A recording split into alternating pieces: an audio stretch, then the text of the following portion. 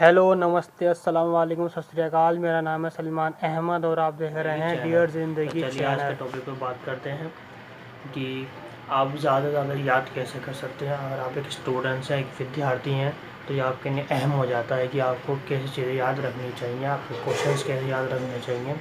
तो वो कौन सी टिप्स हैं जिससे आपको लॉन्ग टाइम तक कुछ चीज़ें याद रह सकती हैं।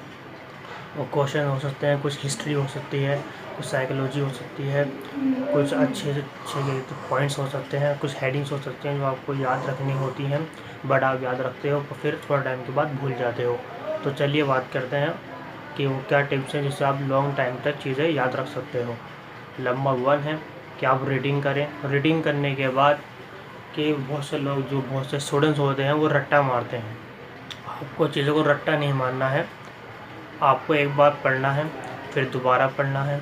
2 बार पढ़ने के बाद आपको उसमें से जो मेन जो वर्ड्स हैं उसको अंडरलाइन कर लेना है। अंडरलाइन करने के बाद उस अंडरलाइन से कुछ क्वेश्चंस बना लेने हैं। आप एक बार नहीं 2 बार पढ़िए और जो उसमें से जो हेडिंग्स, जो पॉइंट्स निकलते हैं उनको साइड में लिख लीजिए। फिर आपको दोबारा पढ़ने की ज़रूरत नहीं होगी।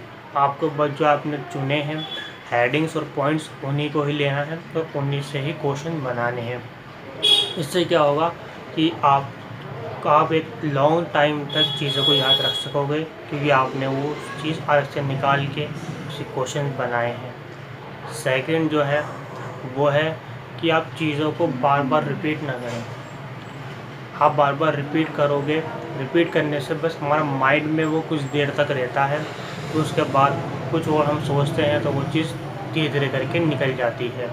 या आपने कभी देखो कि आपने कोई क्वेश्चन रीड करा, रीड करने के बाद आपने उसको लिखना चाहा पर कुछ वर्ड मिस्टेक हो गई, तो वर्ड आप भूल गए, तो पूरा सेंटेंस ही बेकार हो जाता है। तो इससे अच्छा है कि आपने जो भी आप क्वेश्चन याद कर रहे हैं उसको एक बार लिख लें।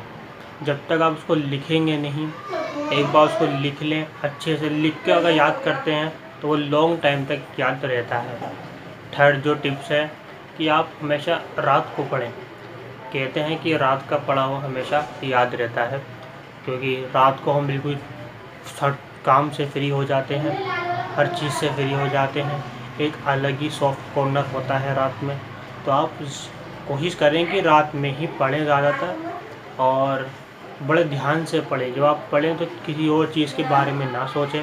किसी और थिंकिंग में अगर आप रहेंगे तो आप जो पढ़ रहे हैं वो वेस्ट है। 1 घंटा पढ़ें, 2 घंटा पढ़ें, ये मैटर नहीं करता है। अगर आप आधा घंटे भी अच्छे से पढ़ते हो, मन लगा कर पढ़ते हो, तो वो आपके लिए बेनिफिट होगा ही होगा। इस चीज़ का बहुत ज़्यादा ध्यान दें। और जो फोर्थ है वो बहुत ज़्यादा इम्पोर्टेंट करता है कि टाइम मैनेजमेंट। अपने रूटीन को एक नोटबुक में लिख लें कि आपको मॉर्निंग में क्या करना है, कितने घंटे पढ़ाई करनी है, स्कूल से कॉलेज से आके आपको किन किन चीज़ों पर ज़्यादा ध्यान देना है।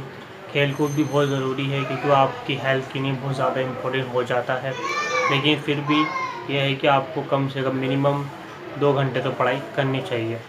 मॉर्निंग में करें, इवनिंग में करें या नाइट में करें। मैं प्रेफर करूँगा कि आप नाइट में करें, क्योंकि नाइट में पढ़ाई बहुत अच्छी होती है। तो ये है कि अपने टाइम मैनेजमेंट का बहुत ज़्यादा ध्यान दें, बहुत ज़्यादा टाइम मैनेजमेंट का ध्यान दें। कॉम्पिटिशन बहुत ज़्यादा है, बच्चे स्ट्रेस ले लेते हैं, स्टूडेंट स्ट्रेस ले लेते हैं, जो कि ठीक नहीं है। अगर आप पढ़ाई को एज अ गेम, एक स्पोर्ट्स की तरह पढ़ोगे तो ज़्यादा अच्छा रहेगा। अगर वीडियो थोड़ी सी भी अच्छी लगी हो तो लाइक करें, सब्सक्राइब करें और अपने दोस्तों में शेयर कर दें, ताकि वो भी इसी वीडियो से कुछ सीख सकें। हम मिलते हैं अगली वीडियो में। धन्यवाद।